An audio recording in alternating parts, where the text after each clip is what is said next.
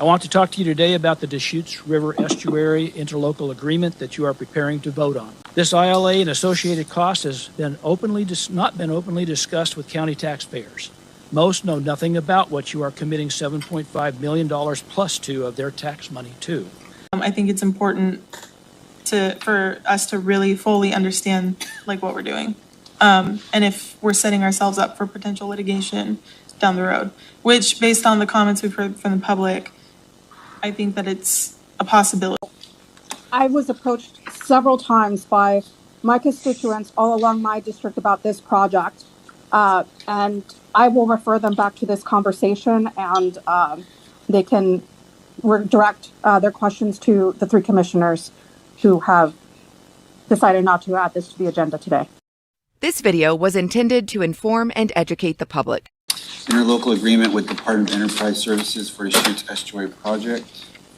Yeah, and as discussed in, I think, yesterday's meeting, based on the request for information from commissioners, we would need to move this off agenda, or it's our recommendation that we move this off agenda to give our legal team a chance to review the pending questions. And also, there's information I'll be sharing in the next little while that came up about the indemnification. The state did respond. They have some information that I'm reviewing with Travis before we share it with the commissioners. Okay, so we're pulling that from the agenda? Yeah. And I don't think I would want it on consent. Gotcha. But that's just me. I was going to agree. Yeah. Anything that's of great community interest usually doesn't look good if it's on consent, because we don't get a chance to kind of present it and make a comment about it. Sure. So that'll be probably an item for the whatever the 30th or 29th. 29th. And it is a department item, and in the interim, we will get updates on at least 2, if not 3, legal questions the board had. Commissioner Mejia? Can we just, sorry.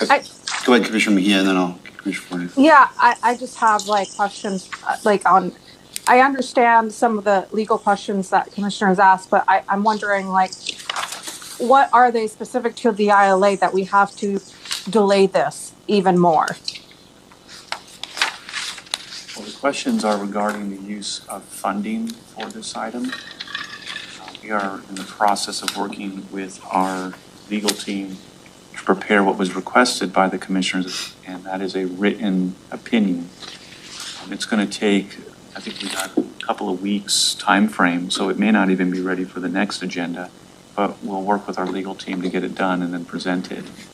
And I do agree that this item should be moved to a department item. And I would also suggest that we invite the state to come and be one of the presenters and not put it all on Ashley's shoulders, even though it is listed. Oh, it's coming from me. I'm sorry. My shoulders.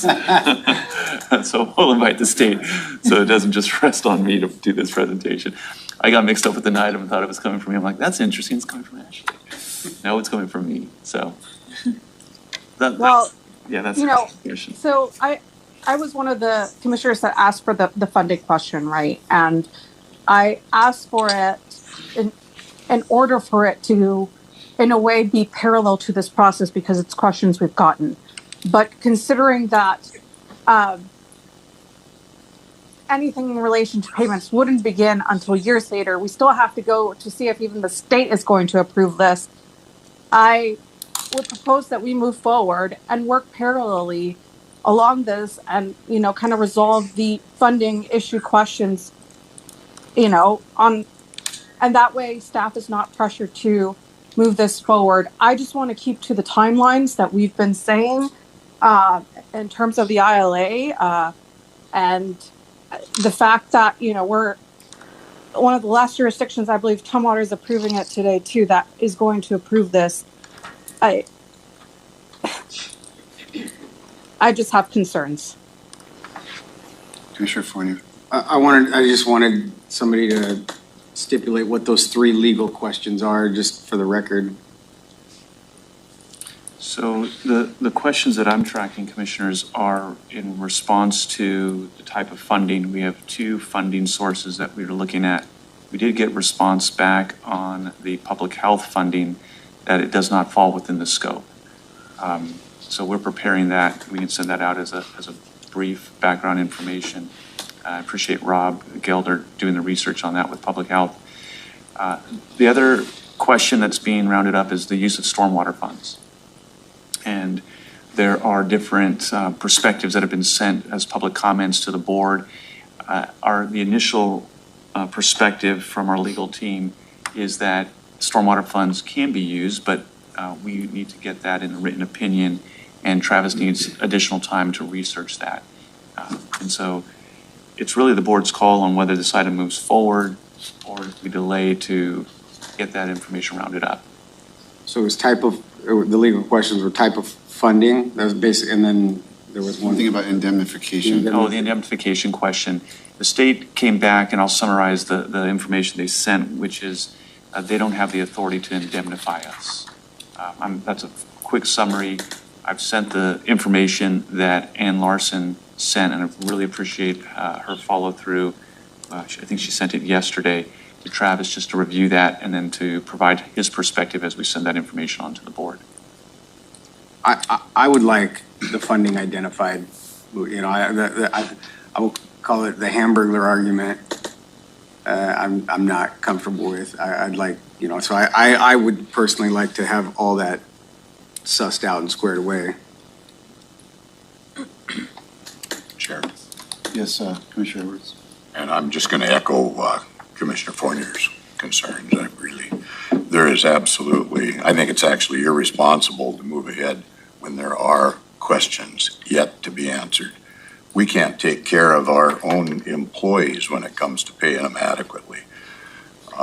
We need to make darn sure there is a funding source available that will be legal and won't succumb to some challenges at some later date. So. Okay, so it's. I haven't heard an argument that the timeline, we're messing up any timeline. Right. Is that, am I off on that? Commissioner Mejia, go ahead. Yeah, so the timeline was set forth in basically everything presentation that DES has come and given to us, right? They have presented a timeline to us each and every single time and kind of let us know where we're at. And the fact of the matter is, like, we're the last jurisdiction, like, once again, this is not new. Like, this has been discussed, and I'm very frustrated that we keep just kicking this down, right? And again, the funding question, that was my question that I asked.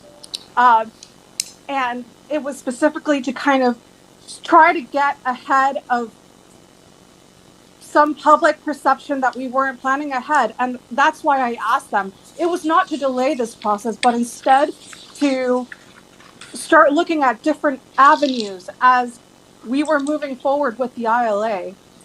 The state needs the ILA signed by all the jurisdictions because they have to start getting ready to put their proposal ready to go forward to the state.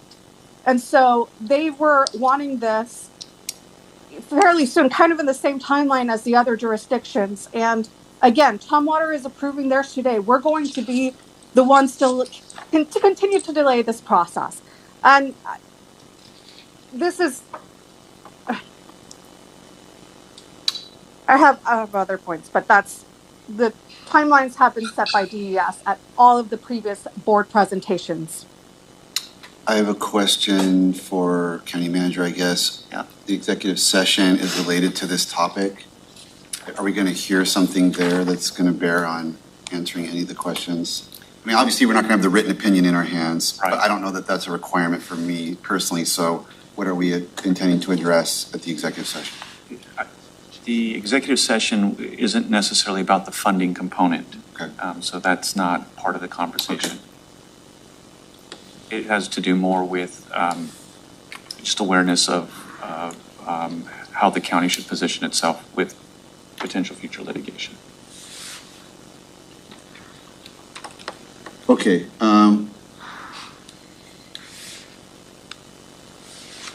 And in terms of, okay, Okay, Commissioner Klaus, did you have anything you wanted to add? I mean, I'm not really sure where we're at here in terms of keeping it on today's agenda. I feel the same way as Commissioner Fournier and Commissioner Edwards. I really do hear Commissioner Mejia when she says she's frustrated with the delay, because I know we've all felt that way about certain projects.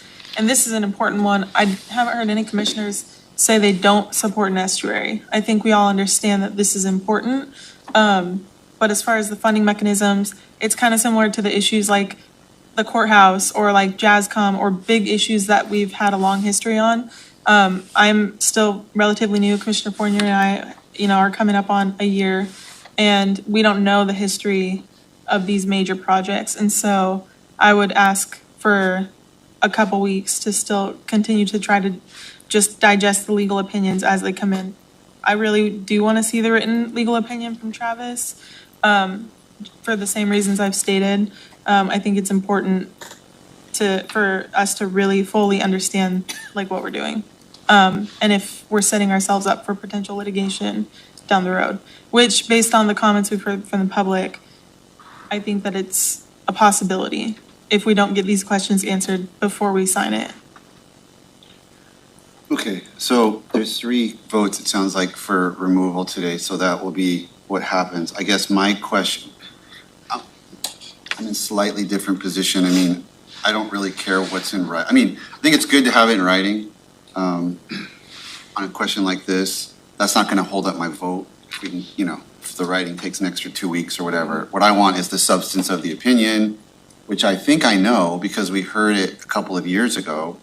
But what I would like to have in combination with an update on that stormwater opinion is a look by the board at the stormwater fund, like the magnitude of what's being asked versus how much money comes into that fund every year. I mean, if it's 100% of our stormwater fund, and that turned out to be the only source of funding, we need to know that versus it's 1% of the stormwater fund and very manageably, navigated financially. Those are 2 totally different situations. And so I would, in combination with the legal opinion, I would like to see from our budget team or whoever is the right person to just kind of walk us through the financial plan of the stormwater fund and kind of so we can see the scope of what's being asked versus what comes in. So that's where I'm at, and I would very much be personally not wanting to go past the 29th of October on that, because I know it takes a long time for lawyers to put legal opinions in writing, and for me, I'm not necessarily requiring that before I would take a vote, but I would like to nail down this last piece on the funding. Gotcha. Yeah, we can do that. I think the analysis of the stormwater fund, what I would also just add that we will do is do a lookout based on the inflator of the payment, how we can predict that's going to impact the fund out to the entirety of the payment schedule. We do that every year when we go through all of our funds and stuff, so that shouldn't be a big lift, but I just think it's to tie the bow here on financial responsibility. That's probably what needs to be presented. Okay, so it sounds like we've got 3A off to at least on the proposed agenda for October 29th. The public, I'm sure, should listen to this conversation because I'm sure we'll all be getting, or I will be getting many phone calls later today. I don't need those phone calls. I am committed to this project. You want to give your phone number publicly right now? Listen carefully to what we're doing here. All right, let's go. Absolutely. And I was approached several times by my constituents all along my district about this project.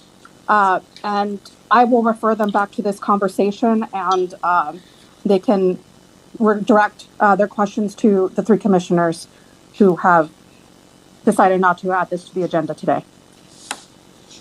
All right.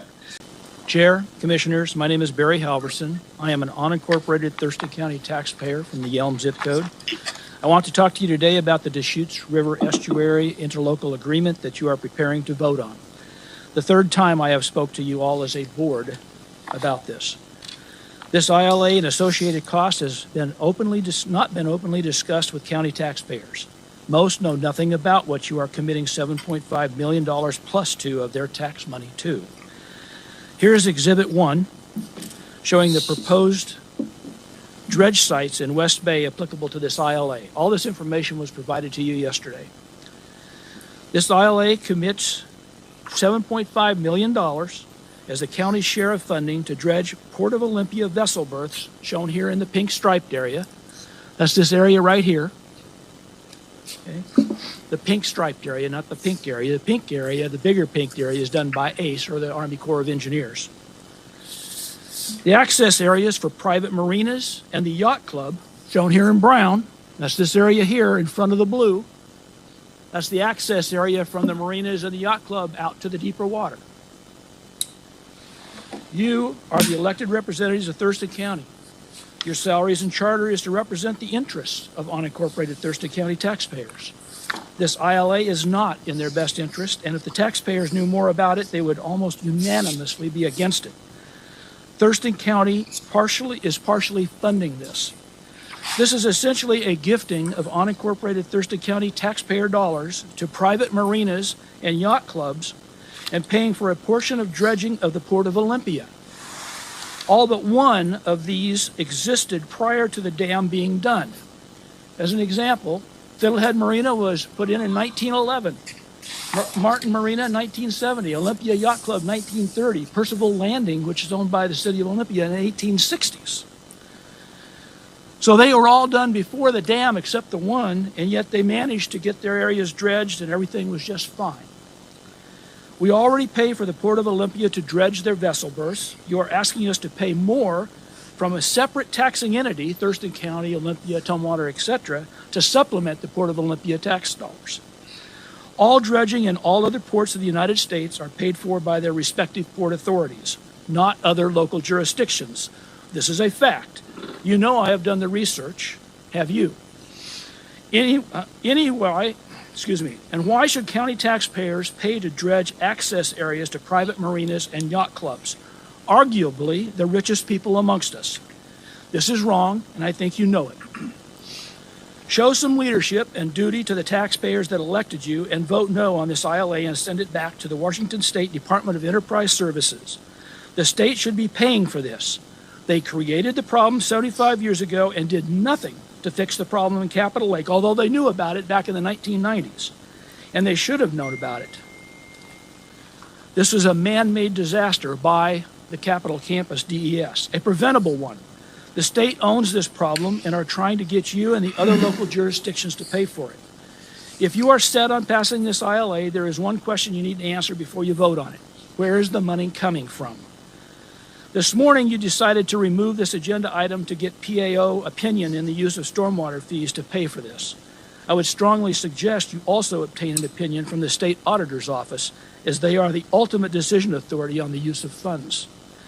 I will state once again that I am for the estuary project, always have been, and I've supported it. I've been to the meetings.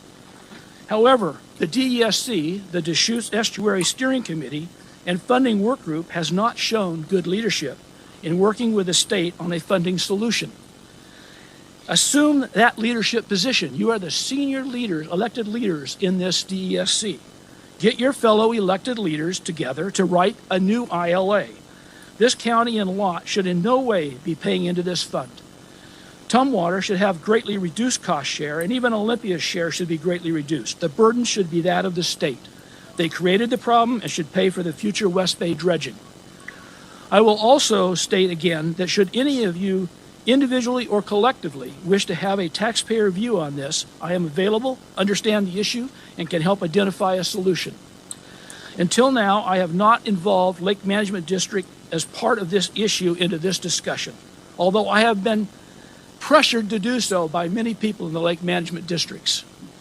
The link between the Estuary Project and the Lake Lawrence cannot be denied. I've talked to every one of you individually about this. The same river dumped metric tons of highly nutrient-rich sediment into both. 30 years before the dam was built, Lake Lawrence became a reservoir mandated by the state. What financial assistance can Lake Lawrence expect from the county or state to mitigate the eutrophication of Lake Lawrence that was caused by that? The residents of Lake Lawrence have spent over $10 million over the past 38 years to provide stewardship of the lake. Now that you seem willing to help fund the dredging of West Bay, are you also going to be now willing to invest dollars in Lake Lawrence? Time is up, Mr. Hobson. Commissioner, Chair, thank you for your attention. I appreciate it. Y'all have a great day. Thank you. It's not going to work, just in general. Try one more time. Okay, sorry about that. Okay. This is on, and then on deck is John Pettit. Yeah, my name is Lisa Cezanne. I live in unincorporated Thurston County, Olympia zip code. I'm actually here to encourage you to sign the ILA for sedimentation management of West Bay. That is part of the estuary restoration plan. I'm aware that many Thurston County residents who do not live near Bud Inlet question the rationale for their taxes paying for this activity, and I think the preceding speaker makes some very good arguments. But I still think that we need to assume responsibility for it. Because, you know, it does, I understand the rationale against it. It benefits primarily the Port of Olympia and recreational boat owners. I understand that sentiment. I have my own concerns about those two entities and their impacts. But let us remember that the Deschutes watershed, that is the river itself, along with the multitude of creeks and streams that flow into it, encompass a significant portion of Thurston County. Sediment deposited in the lake and eventually Bud Inlet originates in these further southern reaches. We occupy a large interconnected ecosystem and we're all responsible for it. There are back doors out of this ILA, and notably, and I'm quoting here, if remediation of contaminated sediment in Lower Bud Inlet is postponed indefinitely or cannot occur before the removal of the Fifth Avenue Dam, and that's on the port, and we really need to see that the port is being responsible. If the private marinas fail to provide funding sufficient to meet their obligations under a formal dredging program under the no action alternative, and if projected sediment management costs during the term of the ILA increases above agreed upon allocation amounts. After the initial dredging, when the dam is removed, now projected to happen in 2033, dredging is estimated to be needed every 6 years. That would mean approximately 3 times by the time the ILA expires in 2050. It's a worthwhile investment because it will demonstrate to the state Thurston County's commitment to such beneficial projects in the estuary restoration. This may enable the county to attract other grants. Above all, it will demonstrate Thurston County's recognition of the enormous benefits of restoring the health of the estuary and the benefits to people and wildlife. Thank you. Thank you. John Pettit, Kim Kelly on deck. Monopoly takes a long time to play, Mr. Pettit. Monopoly does you only take have a 4 long minutes. time to play, but I know you always like my little examples. So yes, do that. Monopoly. My name's John Pettit. I live on Rich Road. Monopoly is one of the things I'm going to talk about because we've all talked about before the color of money. Okay, one of the colors of money, talking about the Estuary Project, is thought that maybe you would reach into stormwater funds that are all paid by the unincorporated area. Well, that's misusing the money for the purpose that it's required for under law. I do understand that you're currently subjecting and getting some opinions about that. The opinions will be confirmed, and so that kind of needs to, it will diminish in itself once you receive the proper opinions. Although I do think that there are people out there who will take action if things aren't cleared up in a reasonable fashion. Referring to this particular item, I have to admit I was a little frustrated this morning. And I can be rather open about certain things, and I'm just going to lay it on the line. 2 years ago plus, I had 3 commissioners here at the time. Mr. Edwards, Mr. Menzer, and Ms. Mejia. And one of the comments was about going forward with a bond issue in order to renovate and get the courthouse all done, is I've kicked the can down the road far enough. I'm going to vote for this. Wow, $5,000 a day for the last 2 years, and we still aren't anywhere with actually moving forward with the courthouse. Kicking the can down the road might have been a good idea because we certainly didn't have a plan, and lacking a plan means you're planning to fail. So I think that rather than getting overexcited and frustrated and angry with your co-commissioners, I think it's appropriate that you back down and you say, look, I accept the fact that we need to get the facts before we move forward. To that, I'll give Mr. Fournier a bonus point and say, yes, he wanted to get some facts in. Commissioner Edwards wanted to get facts in. Commissioner Klaus wants to get the facts in. Commissioner Menzer, he was so-so, but he went along with the program in general to say that we need to get the facts. It was clear we needed to get the facts.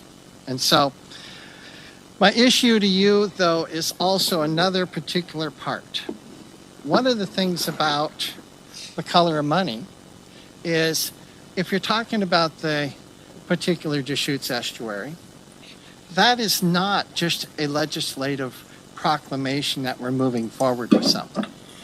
That constitutes a budgeting process. Millions and millions of dollars. If you don't know where you're getting it from, how can you possibly approve something? Which brings me back over to another topic, the legacy trees. The commissioners need to step up and say, look, we're not going to interfere with other departments' legal responsibilities to provide income to all these junior taxing districts. Stay in your own lane. We haven't done a very good job as in the recent years of dealing with our finances. The county's in desperate situation because we just want to do it. We feel good about it. This is business, people. Budgeting is part of the process. It's an administration act. It's not a I want to feel good act and have people salute me and think I'm great because I approve of different programs. With that, I've run out of time and we'll just have to play Monopoly another time. But I'm going to leave the box here because I don't use it at home anymore. And I'll leave it over here with the clerk, and then you guys can maybe practice some budgeting skills and learn how to be able to use money more effectively. Thank you. This is now public record. I know, I was going to say, do not give us things, because now we got to keep it for 7 years. They'll be requesting it, and then Folks, there is so much unfolding every single day, and I'm here to bring you the information as quickly as possible. If you enjoyed the content in today's video, please give it a like and subscribe to the channel. As always, I truly appreciate you taking the time to watch this video, and I hope to see you on the next one. Have yourself a fabulous day, and take care.